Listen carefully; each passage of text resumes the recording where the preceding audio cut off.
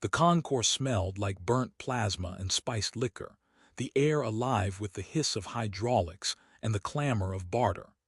Jack Thorne's day had already been soured by a recalcitrant grav-loader that refused to lift anything heavier than his mood. He wiped a smear of grease across his sleeve, muttering curses only half meant, when he noticed her, standing awkwardly near a vendor hawking fried plankton skewers. Long crimson hair tumbled down her back, catching the drifting neon. Her ears were the giveaway. Long, graceful things that curved backward like polished obsidian blades. She wore travel leathers too clean for this rust-bucket bazaar, and her gaze darted over the swirling chaos as if searching for a handhold in a hurricane. Jack knew that look. He'd worn it himself when he first arrived on Ethra Prime, wallet light, stomach empty, and hope thinner still. He ambled over, the floor vibrating under passing cargo sleds, and tried to look like a man whose entire life wasn't built around cracked hulls and overdue invoices. "You look about as comfortable as a solar panel in a hailstorm," he said. "Need a guide or just reconsidering all your life choices at once?" She blinked, surprise melting into a tentative smile. "I might appreciate some help," she said, her voice warm but tinged with something old, like a melody hummed 1,000 times. "Lucky for you, I'm running a special on sarcasm and half-competent tour today." He swept an exaggerated bow, earning a small laugh that made something tighten behind his ribs. They walked the concourse, past stalls strung with blinking data slates and coils of smuggled tech. Jack threw out commentary at reckless speed. Who to trust? No one. Where the fried algae was least likely to cause gastrointestinal distress, and which vendor would overcharge them just for blinking. She listened intently, nodding at his nonsense as if it were sacred gospel. He bought them each a synth coffee from a stall that looked only moderately condemned. "It's drinkable if you stop thinking of it as food," he warned. She took a sip, eyes widening, and coughed delicately. "Drinkable might be generous," she managed, voice shaking with laughter. They perched on a rusted shipping crate near the docking berths, mugs steaming faintly. Jack caught himself staring at her ears, the way they twitched minutely at every new sound. "So," he ventured, "do those pick up subspace chatter or just local gossip?" She tilted her head, fighting a smile. "Mostly local. Though they do burn if someone talks behind my back. Good feature. Mine only turn red when I embarrass myself, which is pretty much always." They sat in companionable quiet, the concourse's roar softening to background noise. Jack told her about his day job fixing battered freighters, about his hopeless dream of owning a ship that didn't wheeze every time it jumped to sublight. She seemed fascinated, like someone hearing tales from a world they'd never dared step into. "And what about you?" he asked. "You're a long way from anywhere." She hesitated, eyes glinting like twin shards of nebula light. "I'm traveling, trying to see things differently." "Running from something?" he asked, trying for lightness, but his voice softened at the edges. "Maybe," she admitted, voice so quiet it nearly dissolved into the din around them. Then, as if sensing the heaviness, she added, "But mostly running toward better coffee." He barked a laugh. "You'll be sorely disappointed if you stick around here." "I'll take my chances," she replied. The moment stretched, fragile and oddly comforting. Jack caught himself thinking how strange it was to feel at ease with someone he'd known for barely the span of 2 drinks. They wandered through the docking bay next, where ships of every design squatted in oily shadows. Jack pointed out his current project, the Bitter Fortune, a freighter older than most planetary governments, its hull patched with mismatched alloys. "Don't mind the name," he said. "She's mostly harmless unless you look at her engines wrong." She stepped closer, fingertips brushing one of the ship's scarred plates. "It's stubborn," she murmured.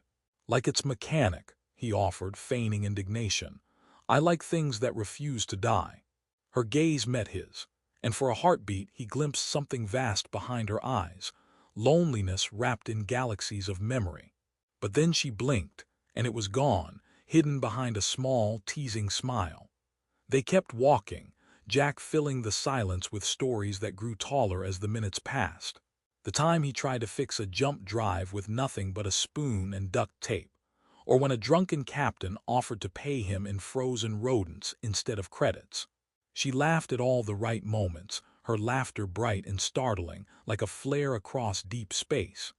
Night in the bazaar was a relative concept. The station never truly slept. But the lights dimmed, vendors closed their stalls, and the crowds thinned. Jack checked the time on his cracked wristpad, surprised to see how many hours had slipped by. "Do you have somewhere to stay?" he asked, the question stumbling out half-formed. "I haven't arranged anything yet," she admitted. "Well," he said, rubbing the back of his neck, "my place isn't much, but the floor's mostly clean, and the kettle only leaks when you anger it." She tilted her head, ears twitching, and gave him a look so gentle it nearly knocked the air from his lungs. "I'd like that," she said softly. Jack tried to cover the rush of warmth with a smirk. "Fair warning. You'll owe me at least one mildly amusing anecdote in exchange." "I'll see what I can come up with," she replied, her smile carrying something like relief. They set off toward the residential ring, the hum of the concourse fading behind them. And for the first time in a long while, Jack Thorne felt like maybe, just maybe, he wasn't just orbiting someone else's story. Jack's quarters were tucked into a forgotten corner of the station, wedged between a shuttered hydroponics bay and a humming coolant shaft that occasionally groaned like a dying leviathan. He warned her on the way. "It's not exactly the presidential suite, more like presidential broom closet," he joked, scratching at a patch of dried sealant on his jumpsuit. She smiled, eyes bright despite the fatigue beginning to soften the sharpness of her features. "As long as it has walls that don't fall in, I'll consider it luxury." "Well," he said, tapping the bulkhead as they approached, "let's not get carried away with expectations." The door slid open with a squeal that suggested it resented being disturbed. Inside, metal panels glowed under a flickering strip light. A half-assembled drone lay disemboweled on the only table, and the smell of burnt circuitry lingered like an uninvited guest. Jack kicked aside a tangle of cabling, clearing a path. "Mi casa, as they said on old Earth," he announced. "Ignore the smell. That's just the scent of progress, or melted insulation, sometimes both." She stepped in, the door hissing shut behind her. Her gaze roamed the clutter, the low ceiling, the cracked screen bolted to the wall streaming grainy Starfield data. "It's cozy," she offered gently. Jack grinned. "Cozy's a polite word. I've heard hazardous used too." She set her small satchel by the table, careful not to disturb the tools scattered like breadcrumbs. Her fingers brushed the drone's exposed power core. "You're building this?" "Trying to," he admitted, voice muffled as he rummaged for a clean cup. "Keeps refusing to accept its destiny as an obedient toaster on legs. Very rebellious, this one." "I like it already," she said, a note of mischief threading through her tone. He handed her a mug filled with what passed for tea on Ethra Prime. "Here's to stubborn machines and stubborn people," he toasted. Their mugs clinked softly. The liquid tasted faintly metallic, but she sipped without complaint. Jack perched on a crate opposite her, propping one boot on a spanner. "So," he began, "tell me a story. That was the deal. Payment for free lodging and low-grade tea." Her gaze turned inward for a moment, as if searching a labyrinth of memory. "When I was very young," she started slowly, "I saw a sun swallowed by its own gravity. It looked serene, almost peaceful, even as it destroyed itself." He raised an eyebrow. "Well, that's uplifting bedtime material. Got any about fluffy animals?" She laughed, the sound bouncing gently off the walls. "I'm afraid my childhood wasn't filled with many fluffy things." "Fair enough," he said, "though now I feel compelled to find you a plush space hamster or something." "I wouldn't say no," she teased, tilting her head so that a strand of red hair slipped over one long ear. Jack let his curiosity spill out. "Your ears, are they sensitive to sound, or are they just stylishly aerodynamic?" She smiled. "A little of both, and they're useful in diplomatic meetings, People assume they can't lie to someone who hears so well. He smirked. And can you? Can I what? She asked, amusement flickering. Lie. Her gaze held his, unwavering. Better than most, but I try not to. Well, he said, then you're already better company than half this station. Outside, the coolant shaft rumbled, shaking the floor faintly. The lights dimmed as Ethra Prime's power grid shifted to the night cycle. Shadows softened the clutter, and for a moment the place felt almost peaceful. Jack cleared his throat, suddenly self-conscious. If you need to rest, I can clear the bunk. You've already cleared your entire day for me, she said, warmth in her tone. I'm not sending you to sleep on the floor. He lifted a hand. Trust me, the floor and I go way back. We have an arrangement. Besides, he added, a grin tugging at his mouth, it's less likely to collapse under me. They ended up sharing the cramped bunk, lying back to back, separated by a breath and the hum of the station. Jack found himself acutely aware of every sound, the sigh of recycled air, the quiet crackle of the power conduit, and the steady, subtle rhythm of her breathing. You're not from around here, he murmured, voice low. No, she replied, equally quiet. Far. Very far, she said. Farther than you might imagine. Well, he said, at least you've seen the galaxy's worst tea now. Worth the trip, right? She let out a soft laugh. Absolutely worth it. He drifted, thoughts tangled with questions he dared not ask.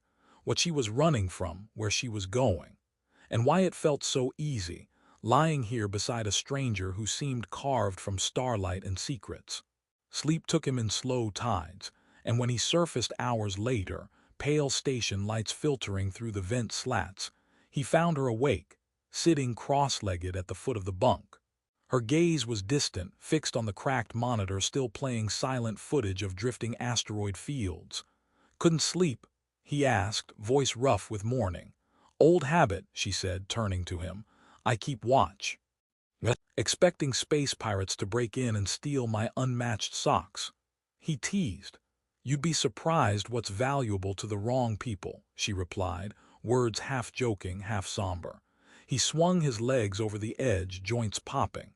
Well, thanks for guarding my precious junk heap, he said. Breakfast. I've got instant noodles or instant noodles. She pretended to consider. The second option sounds intriguing. You have excellent taste, he declared, rummaging through a dented locker.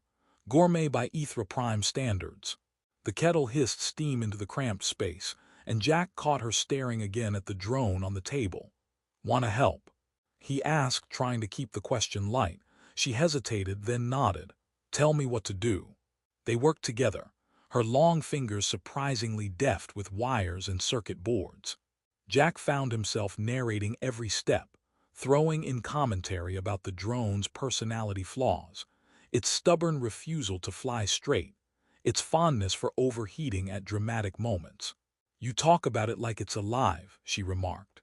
When something breaks on you enough times, he said, it sort of earns a personality or a place on your enemy's list. She chuckled, and the drone's photoreceptor flickered as if in agreement. By the time the kettle clicked off, they had the drone partially reassembled, and the station's day cycle had begun again, pale light spreading across the cluttered floor. Jack handed her a steaming bowl.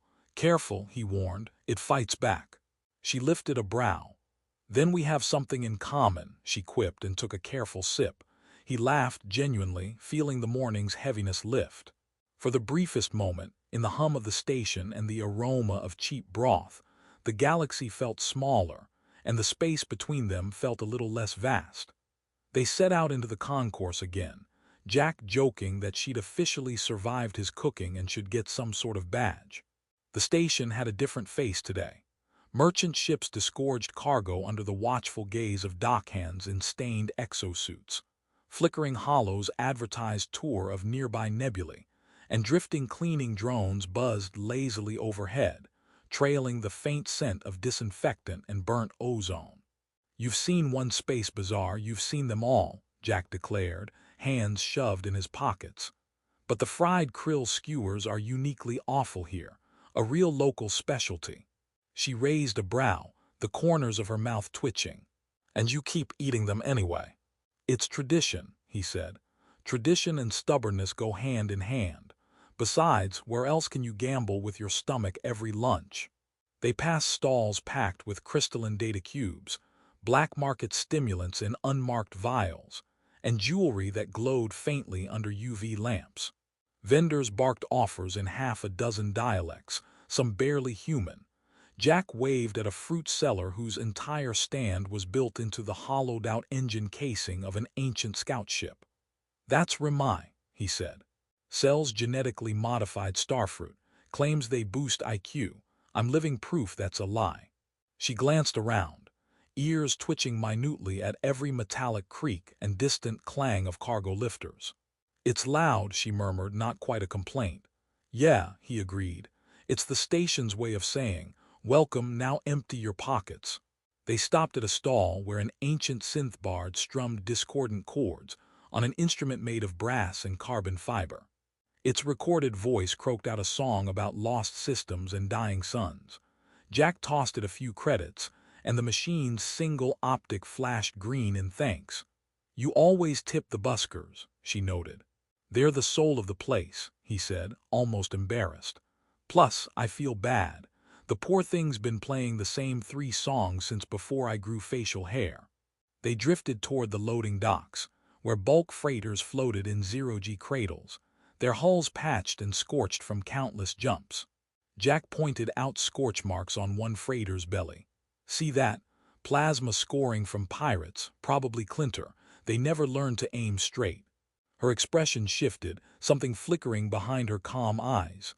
Clinter. She repeated softly. Nasty lot, he said. Muscle for hire. They'll steal your ship, your cargo, and your favorite mug if you let 'em. He tried to keep his tone light, but she seemed distracted, gaze sweeping the shadows between cargo pallets and docking clamps. Jack opened his mouth to ask what was wrong, but she cut in first. Jack, she said quietly, stay close to me.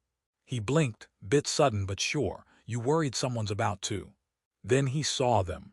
3 figures moving against the flow of dockworkers and travelers, their armor a patchwork of matte plates and burnished trophies. Their helmets bore the blood-red sigil of the Clinter. They moved with the unsettling calm of predators who had chosen a target. Jack's mouth went dry. Oh, brilliant, he muttered. I knew today was missing something awful. One stepped forward, voice filtered through a rasping modulator. The woman. Come quietly. Jack glanced at her, heart pounding. Friends of yours. Hardly, she murmured. Right, he said, forcing a grin that felt about as sturdy as wet cardboard. Well, you can't have her. We were about to get lunch. Priorities, yeah. The mercenary ignored him, advancing. Jack felt his legs tense, brain scrambling for a plan. He wasn't a hero.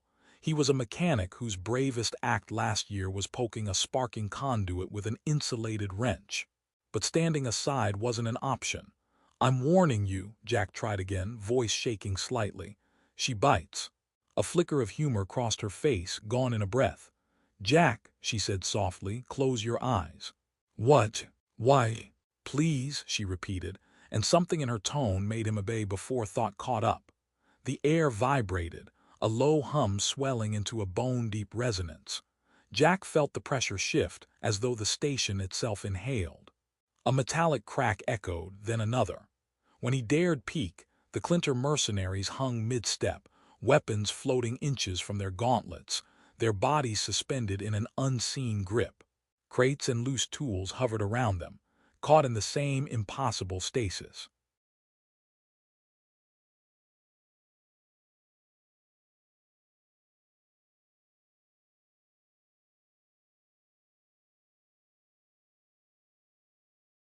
She stood still, one hand half-raised, crimson hair drifting in an unfelt breeze. Her eyes burned with faint, impossible light, and the air shimmered around her like heat above reactor coils. The Clinter struggled, but it was as futile as fighting gravity itself. Then, with a casual wave of her hand, she flung them aside like discarded scrap. They slammed into a stack of shipping containers with bone-rattling force, weapons clattering uselessly across the deck. Silence crashed down, Workers froze, eyes wide, some backing away. Jack swallowed, throat dry. Okay, that was something. She turned to him, the light fading from her eyes. We should go, she said, voice calm but brittle at the edges. Yeah, Jack said faintly, before they remember how to stand up. They slipped back into the crowd, Jack's heart still hammering like an overworked reactor. So, he managed, forcing humor into his tone, I'm guessing you're not just here for the cuisine and friendly local thugs. Jack, she began. Wait, he cut in, raising a hand. Before you confess you're secretly an empress or a crime boss or a highly evolved toaster, can I just say, that was terrifyingly impressive. A reluctant laugh slipped from her lips. I'm sorry you had to see that. Don't be, he said. I mean, I'm reconsidering that whole I'll protect you thing, but otherwise no hard feelings. They ducked into a side corridor lined with dusty maintenance panels and humming conduit pipes. Jack exhaled shakily, then chuckled despite himself. I should probably feel more afraid right now, he said. Instead, I mostly feel like I need a drink, or 12. She met his gaze, and for a heartbeat the mask slipped. Thank you, she murmured. For what? He asked, bewildered. For not running, she said. Running's overrated, Jack replied, voice softer. Besides, someone's gotta make sarcastic comments while you do whatever that was. A spark of amusement warmed her eyes. They shared a breath of quiet, the distant station noises wrapping around them like a half-forgotten melody. Well, he said, forcing cheer back into his voice, on the bright side, your secret's probably safe. I mean, who'd believe a broke mechanic's story about a woman who can hurl mercenaries around by blinking? True, she said, lips curving. Exactly, he continued, grinning. Now, let's get out of here before those guys wake up and decide I'm worth throwing too. They didn't speak much as they slipped back toward Jack's quarters, the station's overhead lights flickering between pale day-cycle glow and the warmer hues meant to simulate dusk. Jack kept throwing glances at her, mind still tumbling over what he'd seen. When they finally stepped inside, the familiar clutter felt like shelter. Jack kicked the door controls until it sealed behind them. Good news, he announced, trying for breezy. The floor's still here, the kettle still leaks, and we're only slightly more wanted than yesterday. She sank onto the crate by the table, crimson hair falling forward. Jack, she began. Let me guess, he cut in, raising a finger. You're secretly a champion hoverball player, or maybe the galaxy's best tax accountant. Her lips twitched, the briefest glimmer of laughter. No, she said. But I am someone very different than what you think. I'd say throwing mercs around like confetti was a decent hint, he said, rubbing the back of his neck. Go on. I promise not to faint dramatically. She hesitated, breath catching in the recycled air. My name is Sarasa Vihal. I'm the supreme arbitress of the Vihal Dominion. Jack blinked, a long moment stretching between them. Well, he managed, I once fixed a food dispenser that tried to eat a customer, so that's kind of impressive too. She let out a laugh, soft but real. Jack. Hey, he interrupted gently. Title or no title, you still drink terrible tea and laugh at my jokes. I can live with that. Her gaze softened. Most would bow or run. He shrugged. I can't bow, bad back. As for running, what's the point? You'd probably just float me into a wall. Amusement flickered in her eyes, but behind it lay something older, heavier. You don't understand, she said.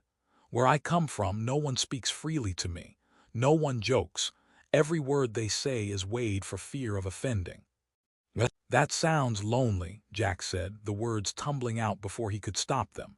She looked at him and something unguarded showed, like a shutter swinging open in a storm. It is. The kettle squealed, rescuing them from the heaviness. Jack poured 2 cups, handing her one. Well, he said, raising his mug, welcome to the Broom Closet Republic. Population, 2. Dictatorship of bad taste and worse furniture.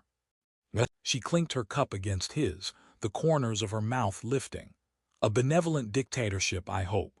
Depends, he said, sipping cautiously, on how well you handle instant noodles. A gentle silence settled. Outside, the distant thrum of ship engines echoed through the bulkheads. Jack found himself studying her again, the quiet strength in her posture, the ears that twitched faintly even when she was still, the weight of command she wore like a second skin, and yet how she leaned into small moments as if starved for them. "So," he ventured, breaking the quiet, "how does the supreme arbitress end up alone on a beat-up station, hiding from hired muscle?" She traced the rim of her cup with a fingertip. "There are those who'd see me removed. Power draws enemies, and trust is complicated. And you came here because—" Her voice dropped, softer than recycled air. "Because for once I wanted to remember what it was like to be unknown, just Sarasa. No guards, no court, no weight of judgment." "Well," Jack said, forcing lightness back into his tone, "you've succeeded brilliantly. Around here, you're just the strange woman who laughs at my jokes and drinks bad tea." "That might be my favorite title yet," she murmured, a real smile blooming. Jack grinned. "Though you might have to fight the kettle for it, it's pretty proud." They fell into conversation again, easier now. Jack rambled about old repair jobs, ships patched together with mismatched hull plates, captains who insisted on creative wiring that sparked if you sneezed too close. She listened, laughter threading through his words like music. At one point, the drone on the table sputtered to life, photoreceptor blinking. It hovered shakily, rotated in a lopsided wobble, then bonked straight into the ceiling before crashing back onto the table. "See," Jack declared triumphantly, "perfect demonstration of why I'm still single." She covered her mouth, shoulders shaking with laughter. "Does it do that often?" "Only when it feels the crushing weight of existential dread," he deadpanned. "Which is daily, apparently." Later, Jack found himself sprawled on the floor, head resting against a crate, while she sat cross-legged on the bunk, knees drawn up. The station's artificial dusk painted the walls in soft amber light. "You really aren't afraid of me," she said, not quite a question. "Oh, I'm terrified," he said lightly. "You could probably fold me into a pretzel with a flick of your hand, but I've seen worse things in engine rooms."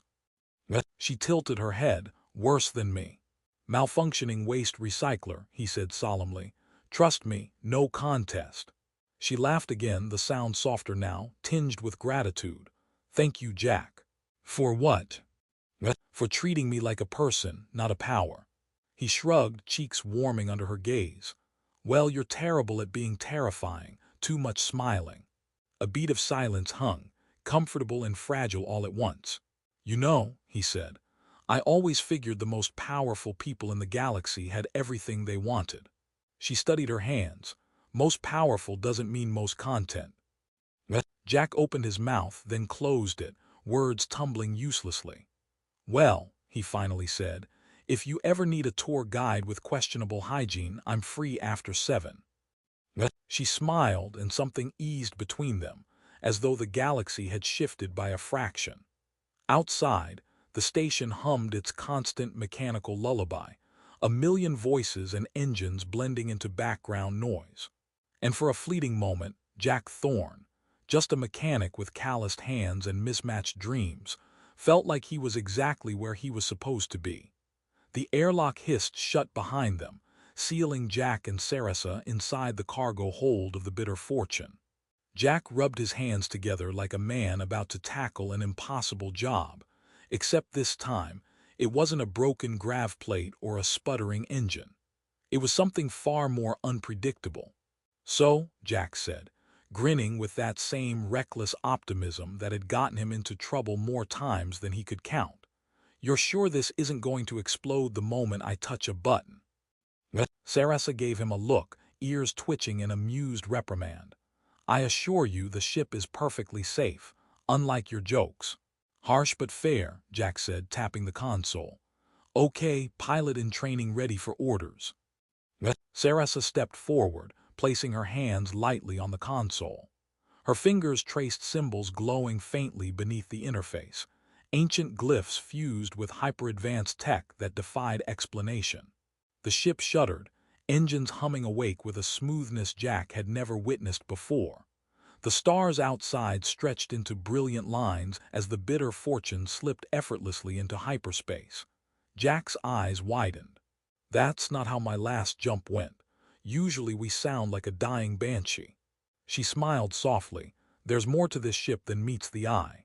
He shook his head in disbelief.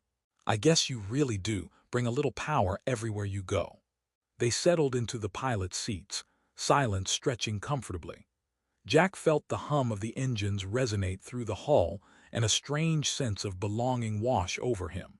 So, what's next for the most powerful woman in the galaxy who likes bad tea and terrible jokes? Sarasa looked at him, warmth shining in her eyes. I want to see the galaxy through different eyes, for the first time without the weight of a throne pressing down on me. Jack grinned. A galaxy tour guide with questionable hygiene at your service. She laughed, the sound echoing softly through the cabin.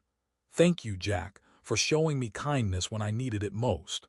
He shrugged, cheeks warming. You saved me from a few mercenaries. I'd say we're even. She reached out, brushing a stray lock of red hair behind his ear. More than even. You reminded me that even the strongest need compassion. Jack looked out the viewport, stars streaking by. Guess we both needed a rescue. The ship's AI chimed in softly. Destination coordinates set, Captain Thorne and Supreme Arbitress V. Howe. Jack glanced at her, then grinned wide. Captain Thorne, huh? I like the sound of that. Sarasa nodded. Captain Thorne it is.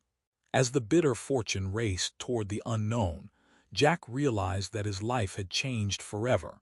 Not just because of the incredible woman beside him, but because he'd learned that strength came from kindness, and power was nothing without someone to share it with.